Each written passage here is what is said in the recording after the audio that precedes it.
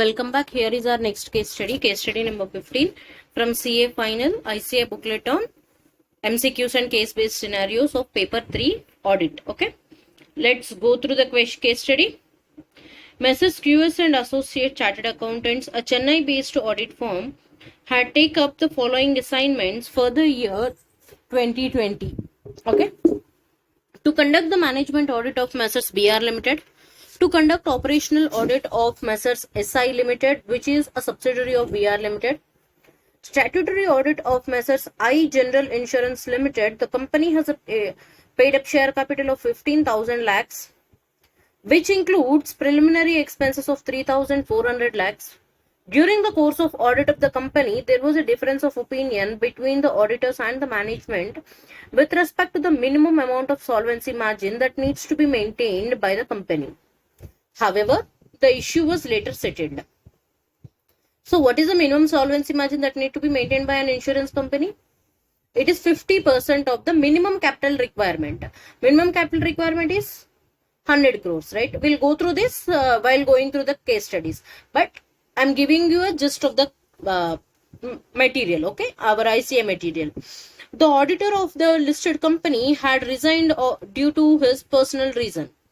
The board of directors of the company had appointed Messrs. QS and Associates as replacement within 30 days. The firm has also accepted the assignment without communicating about the same to the previous auditor. So this you can take from the view of professional ethics. Okay.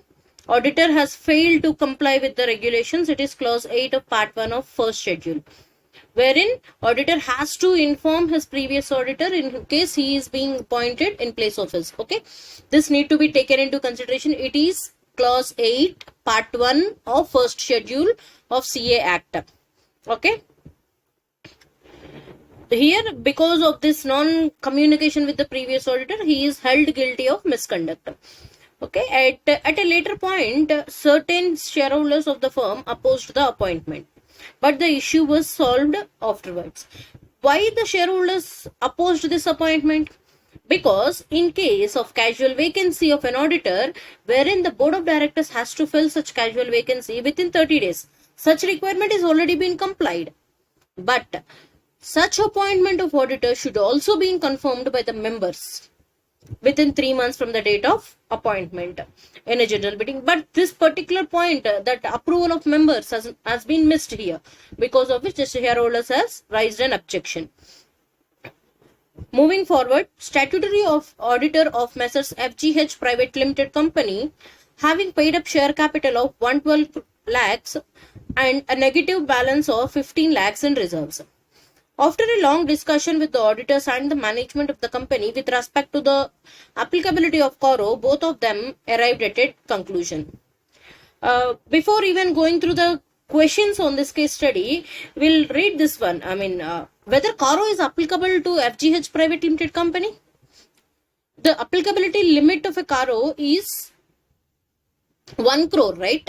1 crore of paid up share capital and the reserves together. If you take both of them together and if it is exceeding 1 crore, then CORO is applicable. But here, the paid up share capital is 112 crore and the negative balance in reserves is 15 crore. When you set off both of these two, then you will arrive at a 97 lakh of both the paid up share capital and reserves.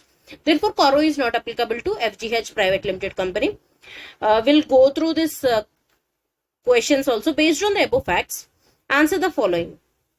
What is the minimum solvency margin that has to be maintained by Messrs. I General Insurance Company as per section 64 VA of the Insurance Act? For this, let us go through the study material. Just a second. Yes, here is our solvency margin.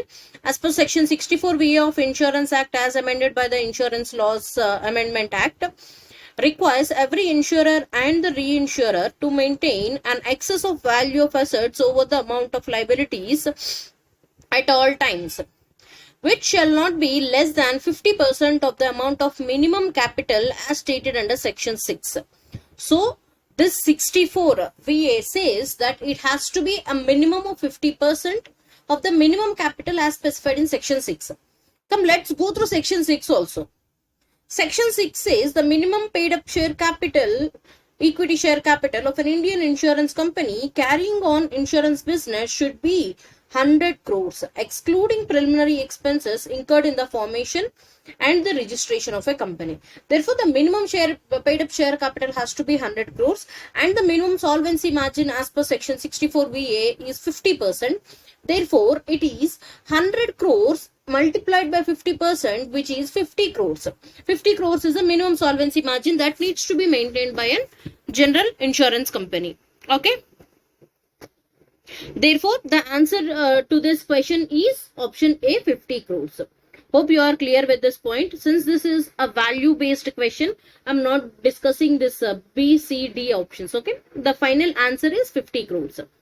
That is as per section 6 and section 64 VA. The next question, 15.2, what would be the possible reason for the objections raised by the shareholders of the listed company? This we have discussed because their approval has not been taken.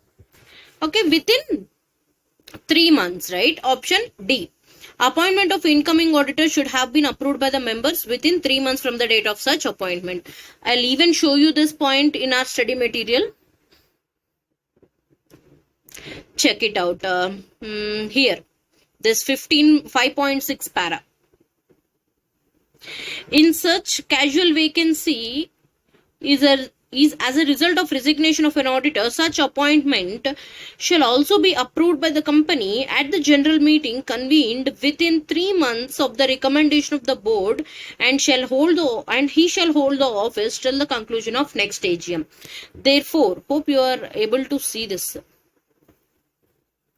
particular thing. Therefore, even if board of directors have appointed you as an auditor within 30 days from the date of casual vacancy being created, such appointment has to be approved by the members of the company within 3 months from the date of recommendation. Okay.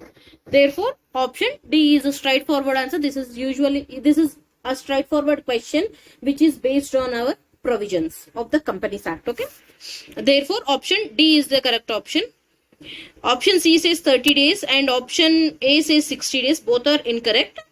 Option B says it needs to be the approval of SEBI, which is also wrong. Therefore, option D is the right answer. We'll go through the next question, 15.3. Looking at the above appointment, what is the appropriate inference which you can make about the professional ethics of Messrs. QS and Associate Chartered Accountants?